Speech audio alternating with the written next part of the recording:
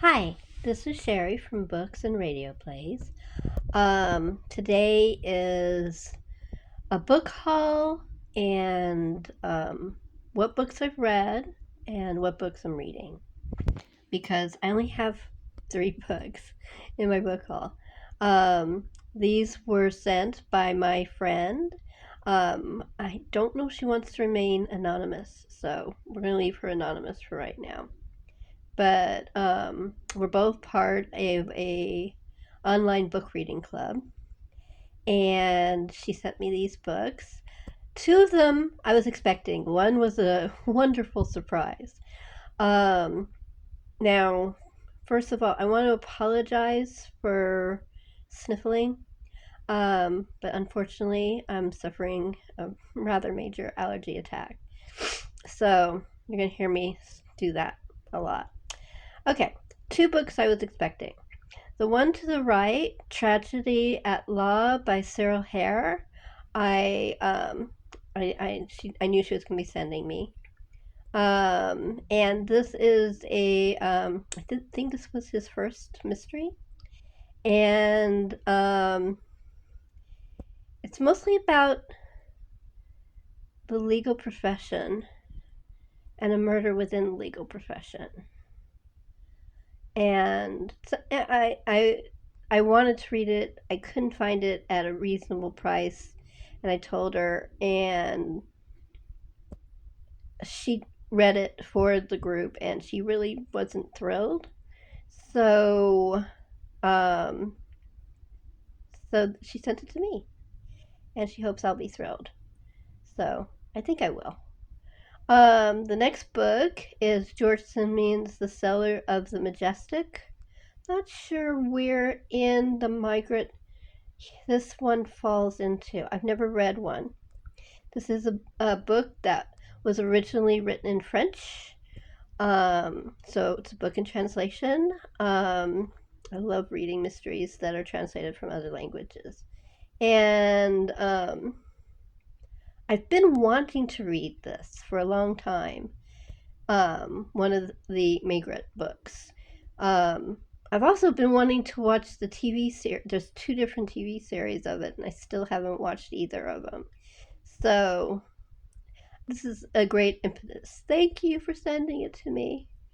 Now, the 3rd book is Niall Marsh, and my friend knows I am absolutely crazy for Niall Marsh. And it's a bind up, and one of them I've already read, Spinsters in Jeopardy, but it's so great to have a paperback edition because I read it on my Kindle. And the other 2 books, it's kind of hard to read it on here, I think, is Opening Night and Scales of Justice, which I don't even have on my Kindle. So I'm so excited, and I love her theatrical um, mysteries. They're just so cool because she's a theater person. She wrote plays, she was a director. They have an award every year for in New Zealand. I think it's New Zealand.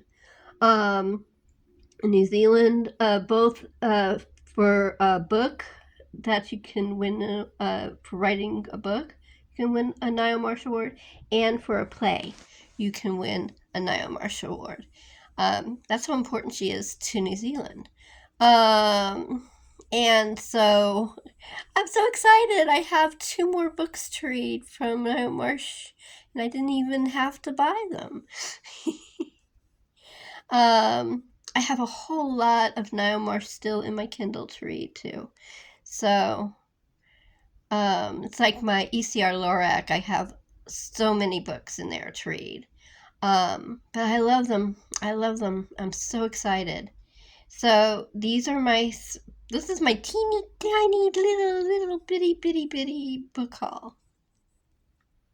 Okay, and these are the 2 books that I've read. The first one is A Fortnight in September. That one I bought. So that's actually part of the book haul. Even though I had read it before I bought it. It's like I said, I have this tendency to read them from Libby or from, borrowing from the library, um, or some other, like, all the different types of online ways you can read a book. But I love owning the book. Now, this is the Scribner version of A Fortnight in September. And I think it's really a beautiful picture, beautiful cover, just gorgeous.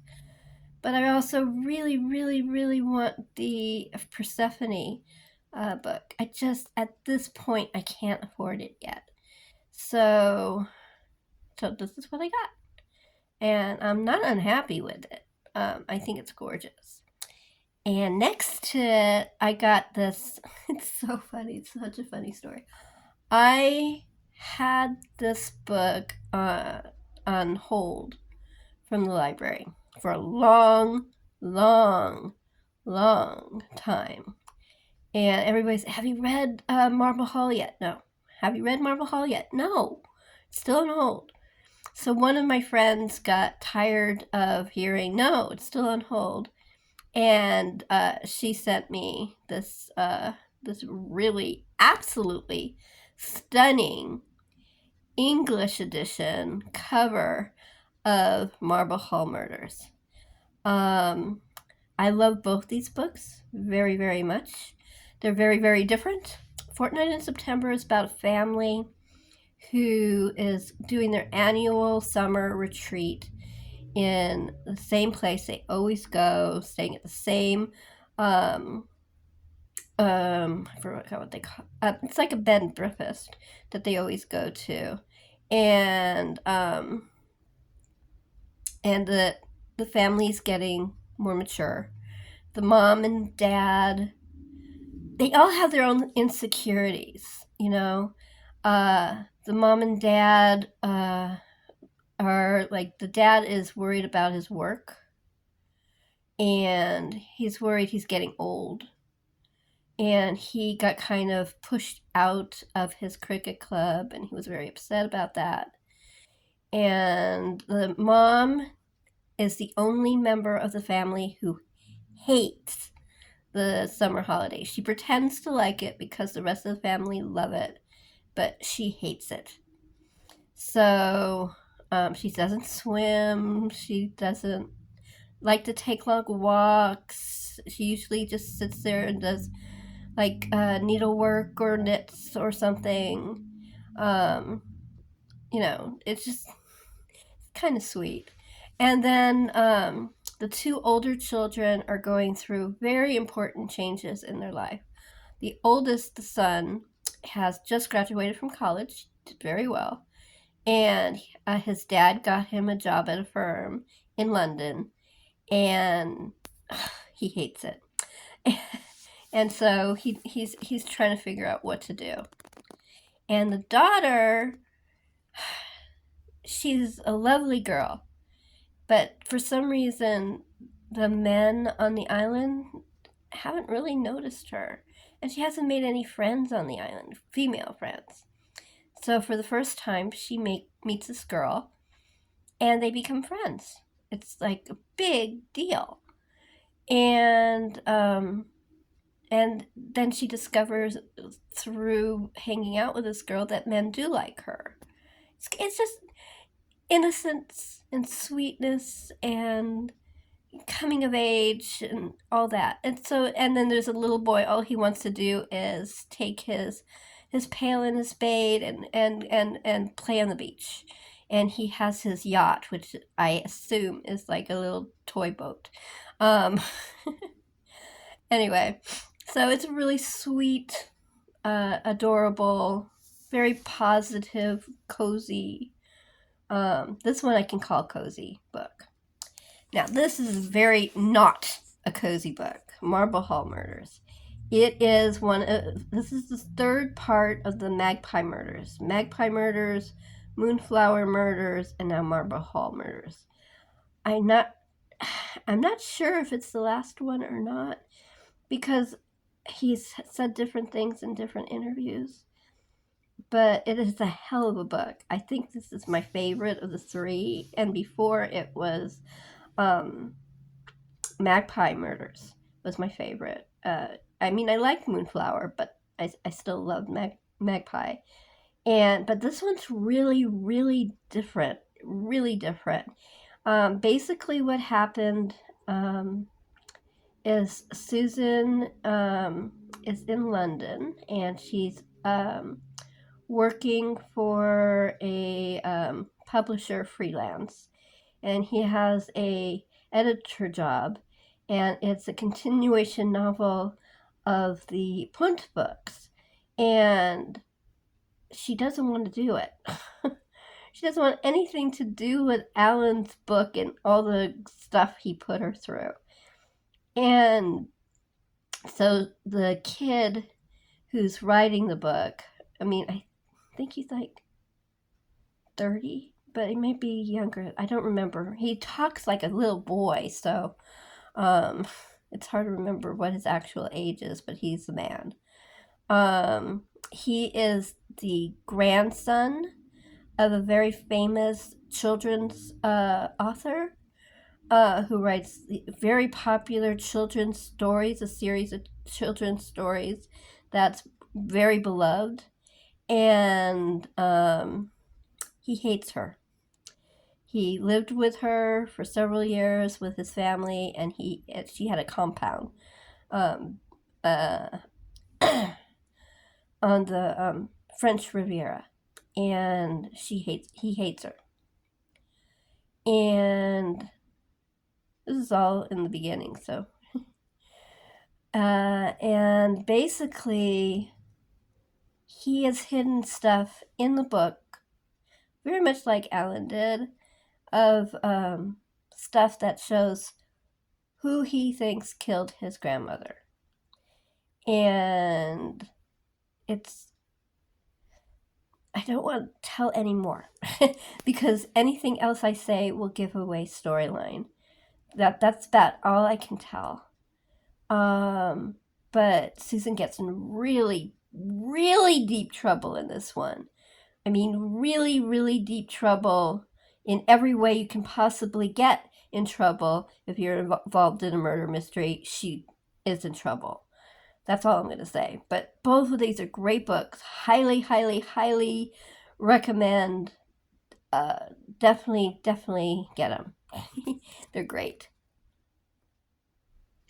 And these books are books either currently reading or there's a terrible glare on my Bradbury book. Hold on just a second. Okay, there, that's better. It's still glaring a little bit on my PG Wodehouse book, but it's not as bad as it was on the Bradbury. Okay, these are books I'm either I'm reading right now or going to read. The first book on the right will be my first ever Enid Blyton. I've talked about it before, so I don't really have to go deeply into it. But this will be my first Enid Blyton. And the other book that I'm reading right now is Pericles, which is for Shakespeare. And the Enid Blyton is for Shorty September. And Pericles, of course, is for Shakespeare. And it's really fascinating. Like I think I've said it before, I did not know that this book existed. So it's really, I mean, this play existed. So it's very, very interesting. Then other book for Shorty September I'm going to be reading after I finish the Enid Blyton, which will probably be today, will be the PG Wodehouse. It's Lord, Emsworth, and others. And I'm looking forward to that. And I don't know anything about it. I kind of like to go into these books blind. And the last book is a buddy read with Gareth at Books and Songs and other stuff. I will put a link in my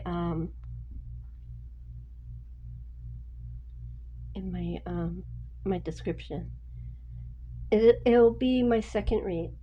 This is actually the first Ray Bradbury I ever read. My dad gave me two books to introduce me to science fiction in a gentle way because he knows I'm a scaredy cat. Um, so the first book was Sland by A.E. Van Vogt, and the second book was Dandelion Wine by Bradbury. These are two of my dad's favorite authors. And I just, I loved it. And I don't know why I've never reread it, but I'm really excited to. Now, this is not the original book. I bought this one. I do have it somewhere, but I'm not sure where it is. I will never lose the book that my dad gave me, just like I'll never lose either of those two first books for science fiction. I'll never lose them.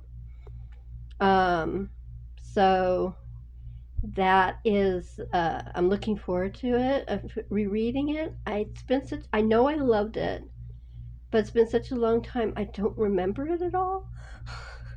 So I can't even tell you anything about it. But I'm looking forward to it. I'm looking forward to reading it with Gareth. And that is the books to this week. And I'm still sniffling. Hopefully next time I won't be sniffling. I hope you all are having a good time, and if you're taking part in either September or Shorty September or one of the other events, please let me know. And also let me know if you've read any of the books I discussed. And I hope you have a great week ahead of you.